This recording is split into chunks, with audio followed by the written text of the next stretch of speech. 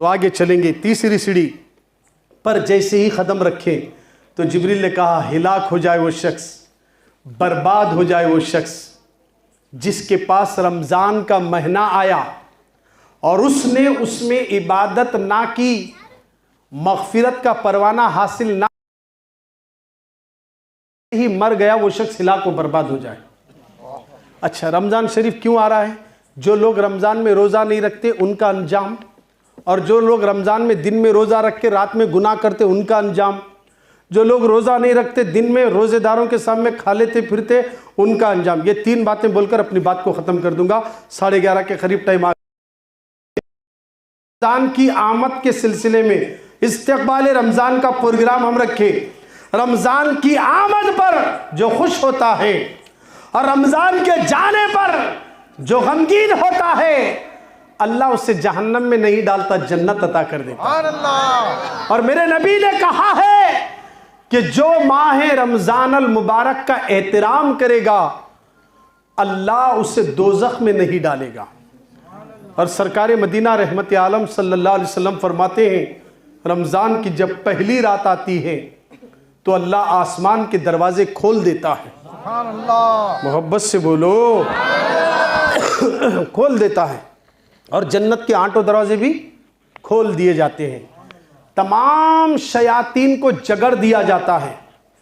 اور رمضان المبارک کی راتوں میں جو شخص نماز پڑھے گا اللہ اسے ہر سجدے کے بدلے میں 1700 نیکیاں عطا فرمائے گا، اور اس کے لیے جنت میں ایک محل بنا کر دیا جائے گا، 70,000 دروازے ہوں گے، ہر دروازے کے دونوں پٹ سونے کے بنے ہوں گے، اور محبت سے بولو سبحان اللہ، سونے کے بنے ہوں گے۔ اور جو شخص رمضان کا پہلا روزہ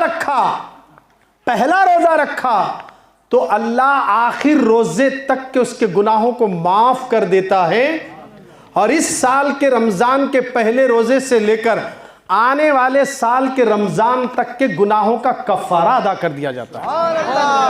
اور پھر مزید آگے فرماتے ہیں کہ جو شخص دن میں روزہ رکھتی یا رکھتا ہے اللہ اسے جنت میں ایک محل عطا کرے گا جو 1000 دروازوں سے بنایا گیا ہے، اور اس محل میں اسی کو داخل کر دیا جائے گا جو رمضان المبارک کے مہینے میں روزہ رکھتے ہیں۔ اور آگے مزید سرکار فرماتے ہیں روزے دار کے لیے 70,000 فرشتے مغفرت کی دعا کرتے ہیں، 70,000 ملائکہ دعا کرتے ہیں، حتیٰ کہ لوگوں یہ ہے رمضان المبارک کی رات کی عبادت کی فضیلت، دن میں روزہ رکھنے کا فائدہ۔ ایک اور فائدہ سن لیجئے، اس کے بعد نہیں رکھنے کی سزا بھی سن لیجئے۔ ہم مسلمان ہیں، بولو کیا ہے ہم؟ زور سے بولو، ہم مسلمان کی آواز میں بھی دم خم ہونا اور ہمارے ہاتھ میں بھی دم خم ہونا، ہم سب کیا ہیں؟ مسلمان۔ الحمدللہ بولو، ہم سب اللہ کا احسان ہے، اللہ نے ہمیں مسلمان بنایا ہے۔ مسلمان میں میم، سین، لام، میم، الف، نون کتنے حروف ہے؟ کتنے ہیں؟ 6۔ کتنے ہیں؟ میم، سین، لام، میم، الف، نون کتنے ہوئے؟ مسلمان میں 6 حروف آئے، پہلا حروف ہے میم، بولو سبحان اللہ۔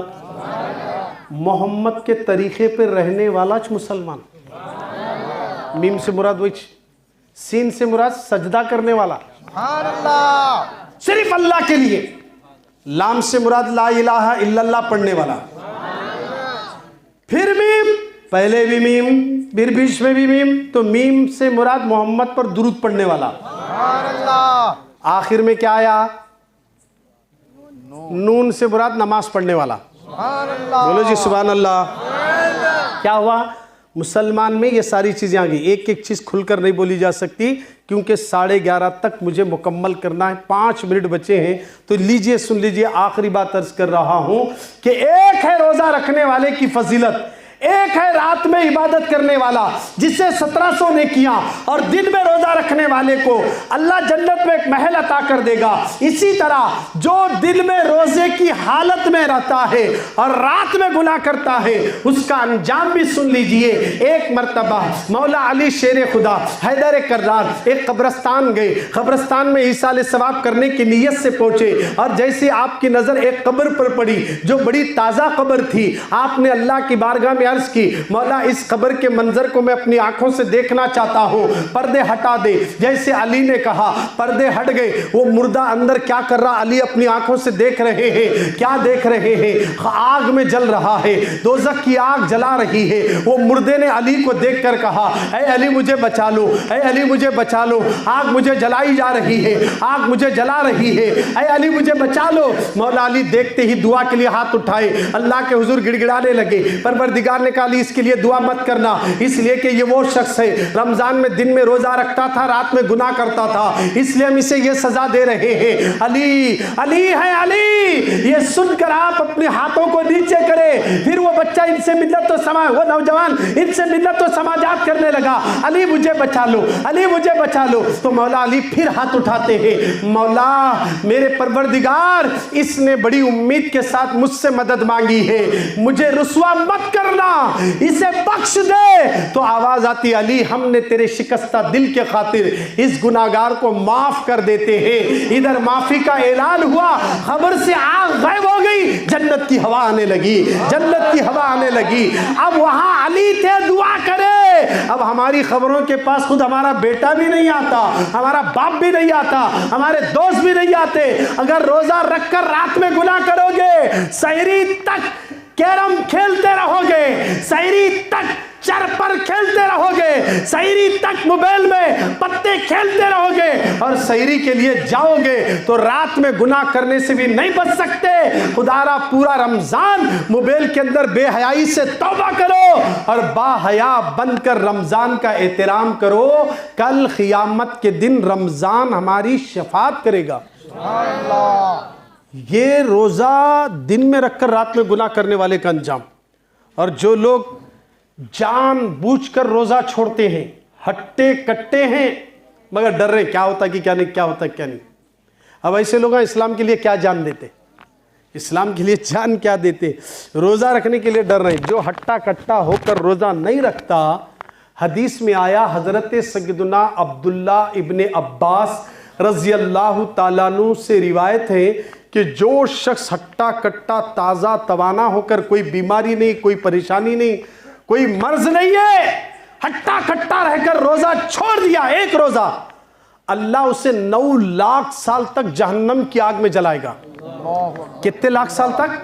9 لاکھ پورے ہوئے تک نہیں نکالا جائے گا، 9 لاکھ سال تک دوزخ میں جلایا جائے گا۔ جو ہٹا کٹا توانا ہو کر رمضان میں روزے چھوڑتا، شوگر نہیں، بی پی نہیں، کوئی بیماری نہیں ہے، بہانے بنا کر چھوڑ رہا ہے۔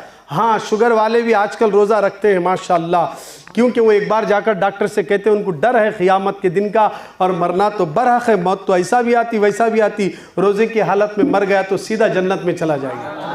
اس سے بڑی موت اور کیا چاہیے؟ یہ تو دنیا ہے، 100 سال کے بعد تو مرنا ہے۔ 100 سال تک ہمیں ایسی جوان تو نہیں رہتے نا، لٹکنے پڑنا چھے۔ ہمارے بابا ماں باپ جیسا بوڑھے ہو گئے، ہم بھی بوڑھے ہوں گے، ہماری بھی کمر جھکے گی، آئے گا ایک وقت آئے گا، اس سے پہلے کے روزے رکھو، اللہ اس کی برکت سے عمر لمبی بھی دیتا ہے، اور اس کی برکت سے اللہ روزی میں بھی برکت دے گا۔ خدارا ماہ رمضان کا استقبال کرنے والوں، ایک آخری بات عرض کر دوں۔ حضرت موسیٰ علیہ السلام اللہ سے پوچھے مولا تو مجھے کلیم بنایا، کلام کرتا ہے، بولو سبحان اللہ، عزت بخشی، سب کچھ عطا کیا، کیا ایسا مرتبہ کسی اور کو تو دیا کیا؟ بلکہ موسیٰ علیہ السلام پوچھے تو اللہ بولے ہاں موسیٰ تیرے بعد میرا نبی محمد آئے گا، ان کی امت ہوگی، ان کو ماہ رمضان دوں گا، اور وہ میری رضا کے لیے روزہ رکھیں گے۔ اے موسیٰ سن، تجھ سے میں کلام کرتا ہوں تو تیرے اور میرے بیچ میں 70,000 پردے ہیں، مگر جب میرا حبیب کا امتی مرد ہو یا عورت روزہ رکھتی ہے، افطار کے وقت، شام کے وقت بیٹھتی ہے، افطار کے لیے بیٹھتا ہے، تو سارے پردے ہٹا کر میں اس کے قریب ہوتا ہوں اور سمندر کی مچھلیاں اس کے لیے بخشش کی دعا کرتی ہے، اور وہ جو دعا مانگے گا اے موسیٰ میں اس کی دعا کو قبول فرما لیتا ہوں۔ کیا بات سمجھ میں آ گئی؟ افطار کے وقت دعا مانگنا چاہیے۔ کیا مانگنا؟ دعا مانگو، خوب مانگو، خوب مانگو، ملک کے لیے مانگو، اس ملک کے لیے، اس ریاست کے لیے، تلنگانہ کے لیے، آندھرا کے لیے، کرناٹک کے لیے، پورے بھارت کے لیے دعا مانگو، پوری دنیا کے لیے دعا مانگو۔ اسلام لڑانے کا نام نہیں ہے، ملانے کا نام ہے۔ جھگڑے تنٹے کا نام اسلام نہیں ہے، نفرتوں کو مٹا کر محبت پیدا کرنے کا نام اسلام ہے۔ اور محبت سے بولو۔